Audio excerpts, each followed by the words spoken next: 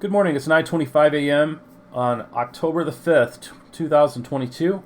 So let's go over the plans for today. Trade the ES.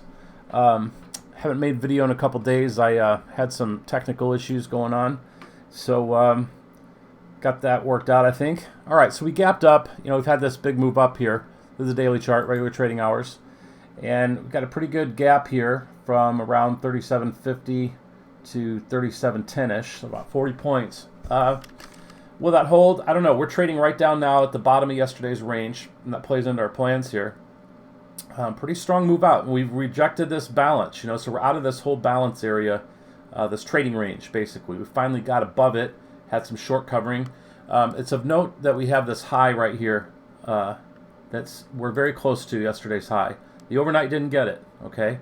So I would say, even though we had like a mild spike, late spike yesterday, the overnight Globex trade is sharply below it now. We're down by the lows of the range.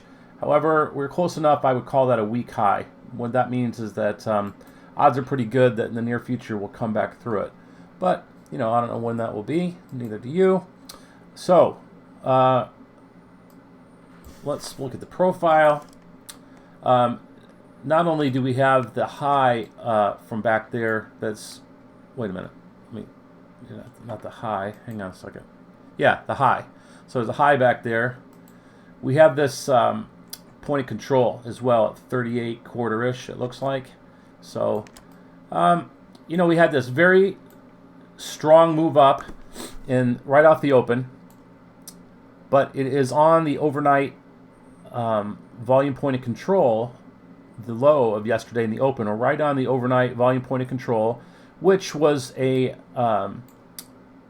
distribution with some anomalies, which is indecision. So we've got some pretty good odds that we may come down back through here, and it's steadily just it's slowly kind of grinding down at the moment. We're going to open in about 3 minutes. So let's talk about this. We're opening in range below value almost certainly. The perception of value is lower. The overnight value is almost lower. It's just barely overlapping right here. I don't have my overnight levels on here, and I need to take these off. These don't mean anything at the moment. Okay. All right. So,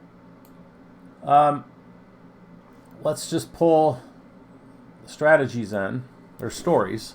Open in range and below value. We've got two different things that might happen in that case. We're going to take back the overnight short inventory because we're 100% short right now. So what we want to see is rejection from the single prints in A period of yesterday. If we tick down in a couple minutes, and I'm not planning to trade right off the open this morning. I've got this. These are pivot point. It's a pivot point zone, and they got low volume. Got a volume ledges here. One here. I mean, very slight, but nevertheless, if we tick down and start coming up, there's opportunities to get long. It might be worth a shot that we're going to keep this excess, but we do have a weak low right here. That's important to note. All right. So we want mixed to positive internals, swift rejection of the opening range area, and I'm using a 3-minute opening range. That's what this pink bar is. So, anywhere down to whatever yours is, you want to look for that and rejecting from there.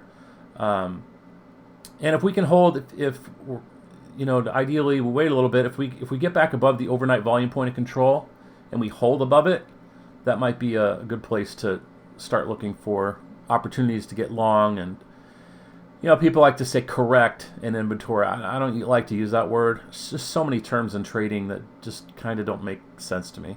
All right, so now open in range below value. We've just opened. The other thing we want to look for now is develop value overlapping to higher, move into the value area from yesterday, and look for an 80% rule to buy.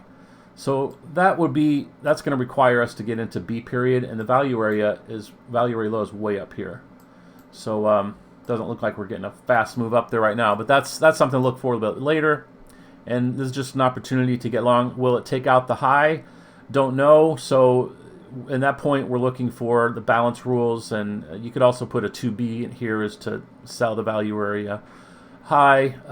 Once we got up there, or every increment in between to look for exits and also reversal entries, just based on the tempo and market internals.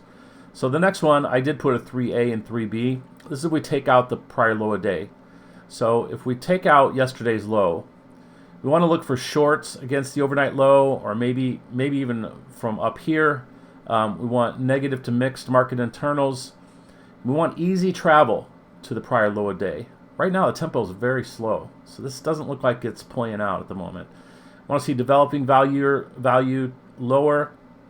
So the alternative to this is, once we do take out the low a day, is it going to be game over? And if that's the case, we want to watch for coming back in and redirection. It's a very important phenomenon that very often in the first half an hour to even 2 hours, I'd say, first hour and a half, the direction initially is one way. And then once all that business is sorted out, all of a sudden something new happens. We go the other way. So we want to look for, if that's the goal, is to come back and see how far we can get back into closing the gap, and it doesn't work out, and we come back into yesterday's range, that would be a possible, we're getting redirection and move back to the upside, at which point some of these other things we're going to morph back into in the stories. All right, then the next thing would be to take out the prior low day with continuation. And this would be a strong move, which we're not seeing yet. And again, we could get redirection to the downside after this kind of slow move up. We could be seeing a redirection to the downside, so there's that. But get on board a strong move when it's clear there's a move to be closing the gap. Must see the value developing lower. I mean, we don't want value way up here and then some stabs down. That's going to be very dangerous to be on board with that and not get shaken out.